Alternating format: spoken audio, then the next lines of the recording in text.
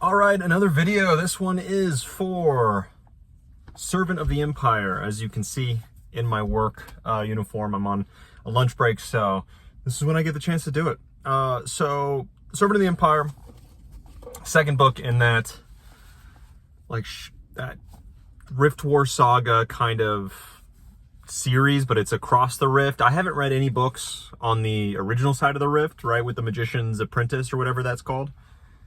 I've read none of that. So this is my only foray into the series so far, second book in it, and it's, I think, better than the first one. I like it better than the first one because it feels like more consequential things happen, more interesting things happen. This is like, the first book is Mara kind of figuring out where she is in the game, getting her footing and keeping her house from collapsing, right? In the only way she sees how.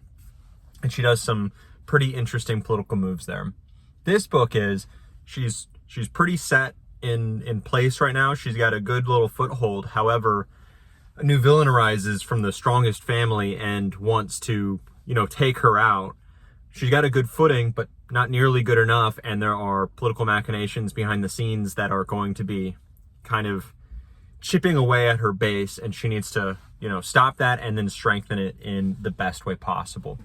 Now, if it was only that would be pretty good, and I want to see those machinations happen, but this book also had a big romantic plot with Kevin, the Midkemian.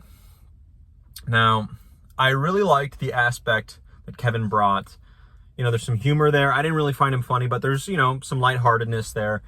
But I really liked that cultural exchange between Kevin and Mara, and how both kind of learned from each other, from their cultural differences, and the good and the bad.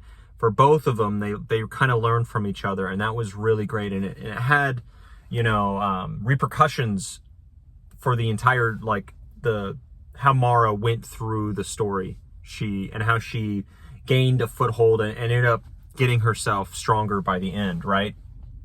Was through the help of that cultural exchange. Really liked that.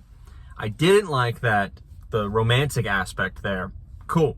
It's cool that they were, romantically involved, right? But it's such a cornerstone of the entire book, and you just are repeatedly going back to that, to the point where Mara's main conflict is trying to deal with, the fact that he's a slave and a Midkemian, and that she is falling in love with him, and how that's obviously causing problems, and that kind of issue. I don't really care that much about that. And just continually doing that, I wasn't unhappy with it. I was just kind of, all right, bored with it. Let's move on. I don't care enough about their relationship to really care about this. It had its good aspects. It definitely was a roller coaster. It wasn't like I'm gonna immediately fall for you kind of thing. It wasn't really like that. It was deeper than that, and you can definitely understand the appreciation that Mara can have for a Midkemian like that, and how Kevin is an opposite to Bunto, right? Who has definitely ruined Mara's feelings towards marriage and men for a bit, right? But Kevin is definitely, a balm to her problems, really, and that's great. Now all of that is great, but I would much rather see her play the game and go with that. And I didn't get as much of that as I wanted. There is that in the book, but it is such a long book. That's a negative as well for me. It's such a long book, and I didn't feel like it didn't feel like a tight book. It felt meandering in places, like there were too many events in this book when I feel like it could have been tightened up and made a better story. Or 2 books. This felt like enough for 2 books. Yes, the main conflict was the backbone of this book, right? But I felt like a huge portion of this book was, okay, this guy is the villain. Then he is no longer the villain. We have another villain here who was introduced, but now he's the main villain. So I felt let down with that main villain, then switch over to the new villain. And it felt like something that should have been maybe 2 books. And it would have had better pacing, the conflict would have been better. And there's surely enough things that happened in this book that you could make 2 books out of it, you know? And I feel like that I would have been more satisfied with it. It was too much of it. I didn't like the pacing very much, and that constant going back to the romance was not really my cup of tea. It wasn't bad, again, it just wasn't my cup of tea as a whole. Now, I did enjoy myself enough to say, okay, I will read the 3rd one. I'm 2 in, I enjoyed them enough, but I will read that 3rd one. But none of this prose, right, from, I guess, the 2 authors, right? I haven't read a single book by either of them, right? I've only read these books by both authors who are collaborating with each other. I don't feel the prose is very, like, memorable. Like, it serves its purpose, but it doesn't, nothing sticks out. Nothing sticks out at all. To me, it's just passable. You understand what's happening, you understand what's going on, but it doesn't feel,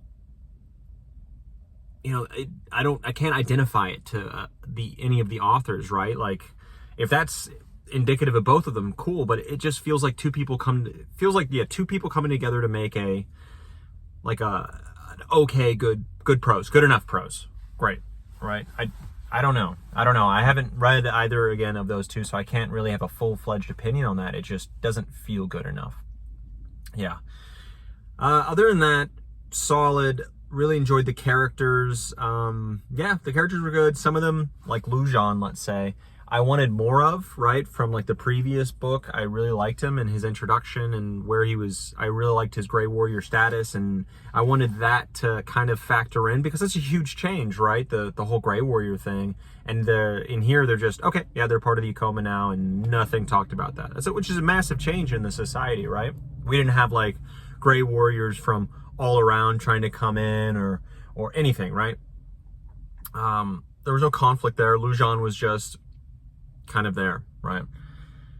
Yeah, so we got some interesting things with other characters that we got in the first book, but still, you know, I think we've had a huge focus on Kevin. Kevin was the main focus of all of them, and how he kind of fit into this book, pushed aside a lot of other things, introduced a romance, and I hope, we didn't get a satisfying conclusion with him either. I hope that 3rd book, at least there's a little bit of him here, right? Or I hope he's a big part of it, because we spent so much time in this book on Kevin that I really hope he factors into that 3rd book by a lot. And that this one, it definitely feels like I'm missing out on the main storyline, because we got the Rift War, right, between them, but at the end of the book, they introduced a new conflict, a new Rift conflict, and I feel like I'm missing out on great events that I should be caught up on, but right now it's kind of just like weird echoes of something going on.